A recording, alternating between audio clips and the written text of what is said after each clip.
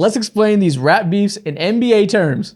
First off, we got Drake versus Kendrick Lamar. I think that this is like peak Steph and peak LeBron going at it in 2016. You have the guy that was very, very popular, right? Steph Curry was rising up, back-to-back MVPs, all that. And then you have LeBron James, who's just, arguably the GOAT and just does this. If Kevin Durant did not join, this is what that rivalry would have been like. Okay. Interesting. Yeah, it's like that, but if in it's like that, but if in 2011 LeBron was like, man, I think Steph Curry's a bitch, and they just like held it inside for 10 years before they finally play each other in the finals. Exactly. I didn't want to do like any crazy projecting, but in 10, 15 years, this is going to be Wemby versus Chet. That's what this is. Not gonna lie, you're actually cooking with that one. I like it. Yeah. They do not rock with each other. It was so clear. For no reason, too. What other star duos came in the league around the same time and like clearly never liked each other? I feel like there has to be a better one besides LeBron and Steph. I don't know. Beef from draft night is kind of hard. Like, what about Shaq? Did Shaq ever have a problem with somebody from a young age? I bet he did. Shaq was annoying. Shaq was a dickhead. So I feel like people probably disliked him the same way they disliked Drake. Dude, everybody disliked. He probably disliked himself. I don't know. Is this Kobe and Shaq? Is this Kobe and Shaq in 2004? Oh, yo, this might be Kobe and Shaq because they were friends to begin with. They were collabing in 2012, went on tour together, and then they realized, one of them realized, like, I hate this motherfucker. Just like Kendrick realized, I hate Drake. This might be Kobe and Shaq. So who's Shaq? Well, listen, Drake. Who do you think is better out of Kobe and Shaq? That's the question. Whoever you think is better, that's Kendrick. Kobe hated Shaq's ass. Kendrick hates Drake's ass. It's a perfect corollary. Yeah, I like that. All right. We got Ice Cube versus NWA. Someone who left the team, said, fuck all y'all, I'm going to be better than you alone. Listen, stay with me. This is Ray Allen leaving the Celtics to go to the Heat. Oh, my God. You're cooking with that shit. This is perfect. Kevin Garnett was ready to kill Ray Allen. Like, for real. He was serious about it. Him and Rondo were ready to pull up in Miami. And they hated him. He left the squad, got some championship. Listen, the Celtics talk mess about Ray Allen for a decade after that. That was real hate. I think that's what this is. And Ray Allen won the chip without them. No Vaseline is the chip. It's perfect. Not gonna lie, you're cooking with that bitch. Oh my God. Listen, I've been thinking hard about these. We'll let you cook. See, Mo, I don't know about you. He has way more ideas than I do, so he can go. I had a terrible idea. I was gonna be like, oh wow, if Ice Cube ended up being a failure in his career, I would be like, failure may be a little bit too steep, but could this be like Jordan Poole? What do you envision his career being? How fucking dare you put Ice Cube and Jordan Poole? God for fucking bid. What's the next one? That's damning. We got Drake versus Meek Mill. What do I have for this one? Okay. This picture's crazy. It really is crazy. I'm going Chris Paul versus Darren Williams. Okay, explain. Chris Paul is clearly better, right? Darren Williams had a moment, right, where he was up here, right? He was hooping, he was doing his thing. But we all know that Chris Paul is way better than Darren Williams. And that's kind of like the stature that I see. Yeah, he was definitely punching down in that comparison. Yeah. Listen, the problem is Chris Paul doesn't have any smoke for Darren Williams. They collabed real quick though, right? Meek Mill and Drake collabed before. Darren Williams, Chris Paul, they were on Team USA. You have those analogies.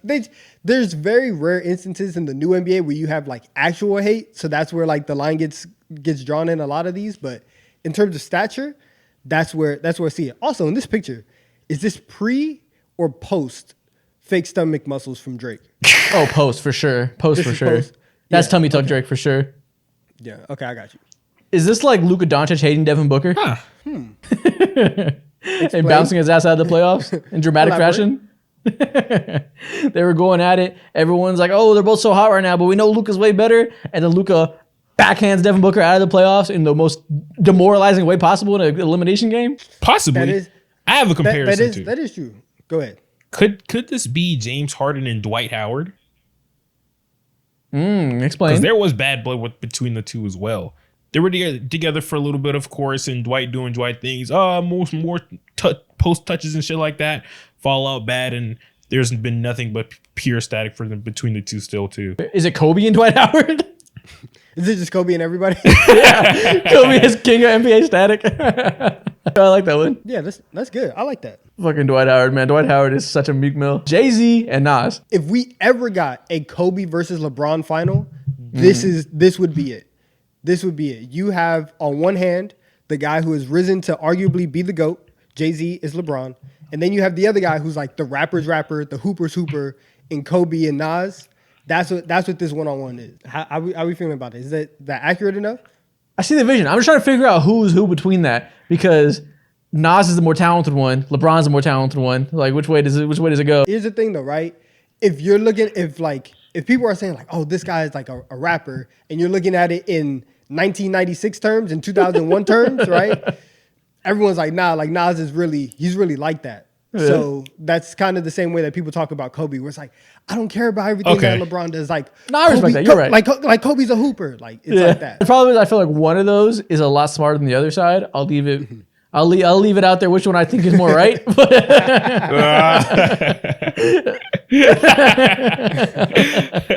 I respect that for sure. It's definitely got to be like an OG beef between two people that are like, they're the peak of their generation in one of the most popular generations. I see that. T versus Drake. Okay, stay with me.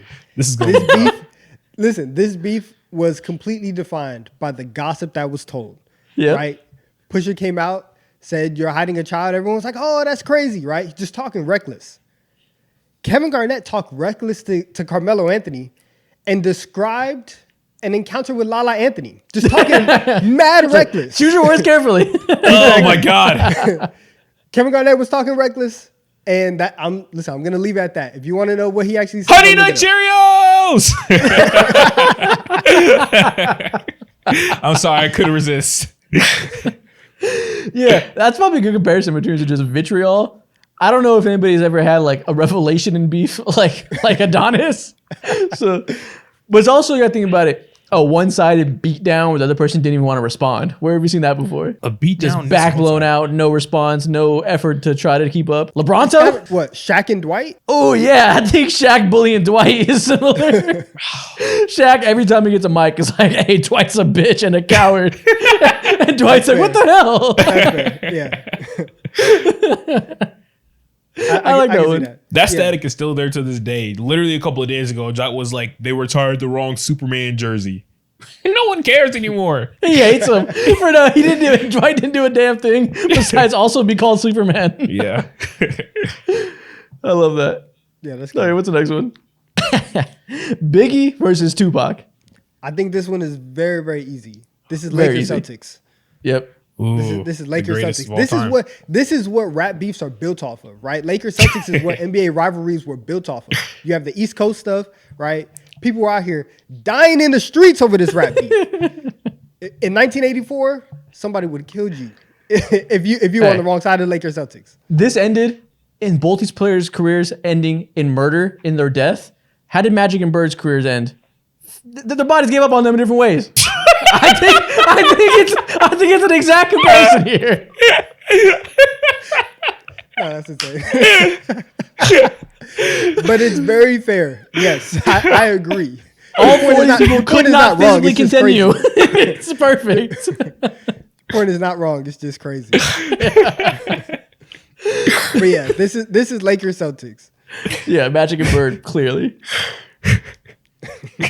One was the charismatic guy from the West Coast. One was the highest skilled guy from the East Coast that had the East Coast fans behind him. It's so easy. I can't get over that. Bodies gave up on him.